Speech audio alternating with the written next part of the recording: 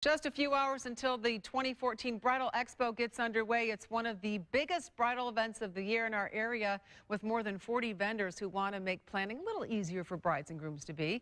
Well, we're going to check back in with Annie Chang, who is live at the Expo out at Notre Dame's Joyce Center. That's right, Denise, and we've got something very special for you right now. I'm joined by Marcy Sears of the WSBT Radio Group, who's putting this on, and Michaela of the Ashley Renee Bridal Store. Marcy, I am drooling. Tell me what it is we're looking at right now. Yeah, most ladies do when they see a gown like this. Ashley Renee's of Elkhart has so kindly consented to show us some of their beautiful gowns today. So here's a gown that is encrusted with jewels and beading, as you can see. It has a very subtle sweetheart neckline, strapless, as is so very popular, with a satin gathered ball gown. This particular gown has a chapel train, which is probably the most popular train length.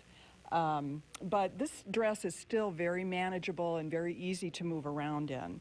So even with the chapel train, it's lovely. We have a couple of other selections here that we'd like to show you. Here's a beautiful strapless also with a crisscross bodice. And this sparkle at the waist is also extremely popular. And this is very similar to that gown in that it's a full ball gown skirt with the chapel train. But let me just say one thing about strapless.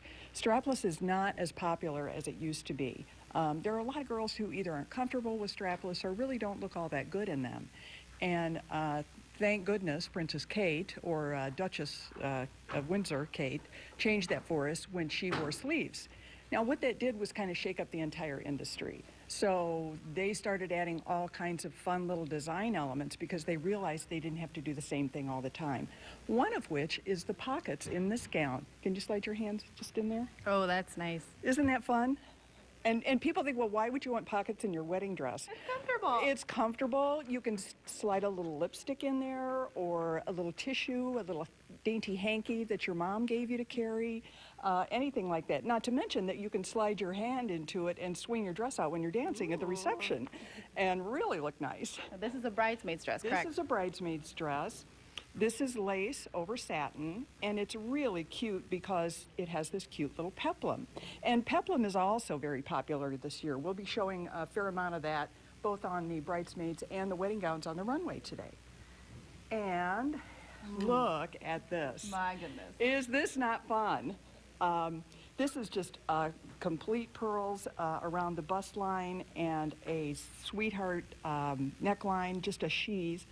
But this dress would be very popular for just a reception dress. So many brides these days are selecting a gown for the wedding and a gown for the reception. So how fun would it be to dance away the night in this?